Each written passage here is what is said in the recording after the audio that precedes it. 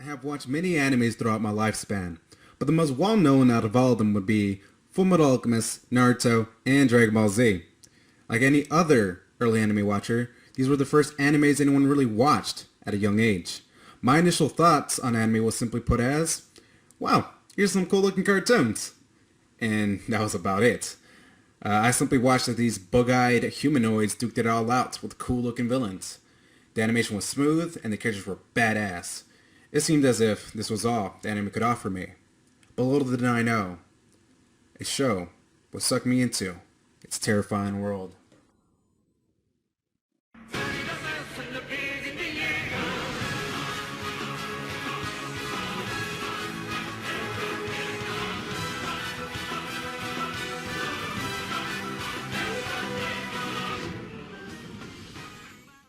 What hasn't been said about Attack on Titan?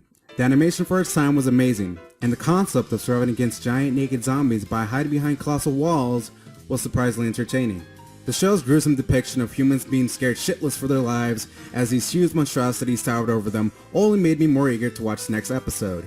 What the show did best was making the viewer feel true terror and hopelessness for the inhabitants in this world.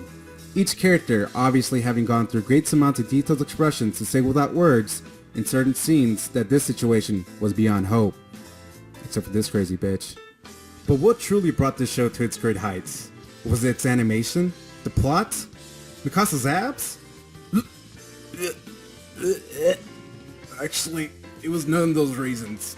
But instead, the show's music. As the show progressed, I grew tired of the plot just dragging its feet in the sand until it decided to get good. But what saved the show's pacing for me was its music. The lack of terrified screams and stampeded armored titans playing through my headphones allowed me to pay closer attention to the show's soundtrack, and boy, was I ever amazed by it.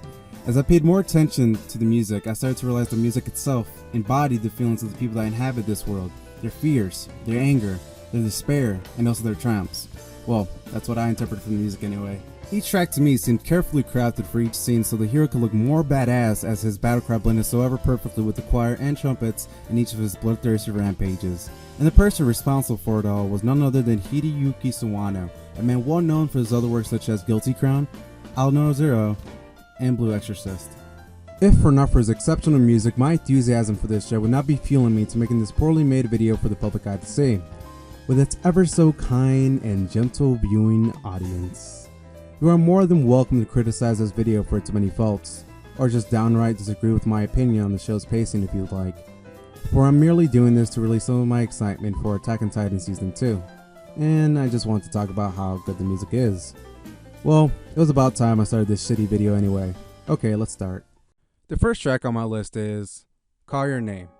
In episode 13, this song gently began and ended between 11:17 through 13:36 in the episode's runtime.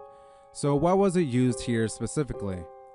Well, you can say, because it went well with the scene. That's true, but that's putting it simply. I think it was used here as a contrast to Aaron and the singer. The singer himself is also participating in the scene with everyone else, either actually being a character in the show or just being a third person point of view, although both of these assumptions lack any evidence. But for the sake of the video, let's say it's either or. In the lyrics of the song, the singer says, "Lost her brother a month ago. His picture on the wall, and it reminds me when she brings me coffee, her smile. I wish I could be with her until my last day." And he also says, "She said she gave all her love to me." With this, it's rather obvious that he was in a close relationship with a woman, but seems that she has passed away. So, he's reminiscing about past memories of her bringing him coffee. As this is being said, Aaron himself is also reminiscing about his memories, but far less fond ones compared to the singer. This is the little info we are given about the singer and his past. He then continues with, "We dreamed of a new life, someplace to be at peace, but things changed suddenly. I lost my dreams in this disaster. This is where the contrast between Aaron and the singer begins. As this is being played, Aaron himself is also talking about his dreams of going beyond the walls. So he basically has this inner monologue with himself, saying he doesn't care how dangerous the outer walls are. Then, seeing the amount of bravery and effort that his comrades display in making sure he makes it to the gate, helps him burn his doubts and fears with a single word that lights a fire under his ass. Aaron reignites his drive to fight for his dreams. While it seems the singer has given up on fighting for his dreams, knowing it died off with her. He then cries out to his lover, blaming himself for his lack of power to save her.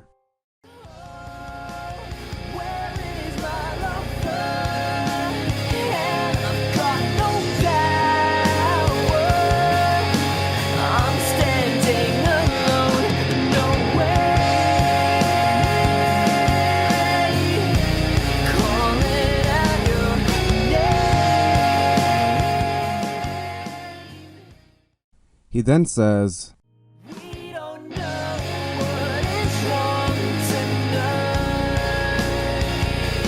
Everybody's got no place to hide, and no one's left and there's no way to go on. All I know is that my life is gone. It becomes rather sad here. In a way, the singer sounds like he's breaking down in tears, desperately calling his lover. He might still be haunted by his lover's death, which is stopping him from moving forward in his life. You can also say he feels alone in his battle of grief, with no sign of anyone helping him. But in Aaron's case, he finally finds his drive to move forward, since he actually has the power to do so. Not only that, but everyone in this scene is helping him in his time of need. Granted, some of them are just doing this for humanity's sake, not for his. In the end, the singer is left broken and without a dream to go on, while Aaron is still peachy keen. Anyways, one thing to note from this scene, from an instrumental point of view, is how well the piano still gently played as Aaron is walking to the hole in the gate, with amber and smoke leaving a trail behind him, while a piano was so well paced with Aaron's movements to give this overall feeling that I can only describe as, this is almost over. Then, the song ramps up when Armin yells, "Go Aaron," with drums leading its charge and guitars being one step ahead and then letting out a sad tune, followed by one final cry from both the singer and Aaron. The song begins to get softer, and sighs and relief with everyone, for this marks the first victory for humanity.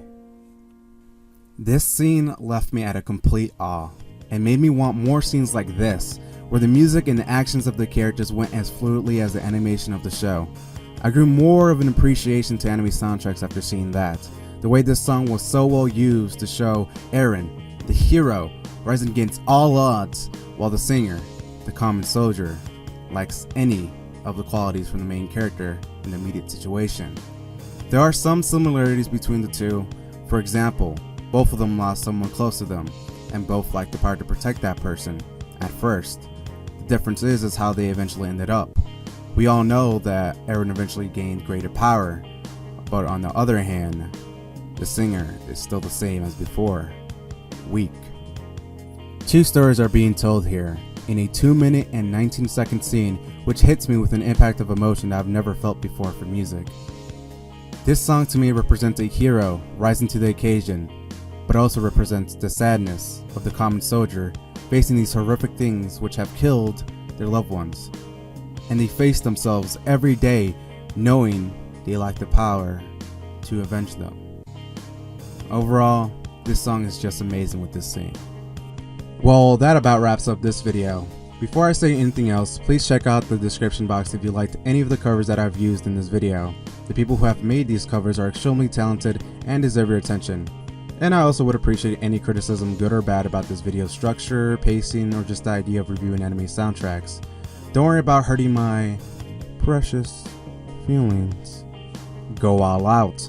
I will upload the other parts of this topic for a later date. I hope this video wasn't a complete waste of your time, and leave some thoughts on the video so I can improve in the future. Thank you for watching, and until next time. Holy fuck, dude. Holy fuck, I'm finally done with this shit. So much fucking time and effort into this shit. What the fuck am I doing with my life? Oh my god, fuck this. Fuck this, man. I fucking quit. God damn, what the fuck?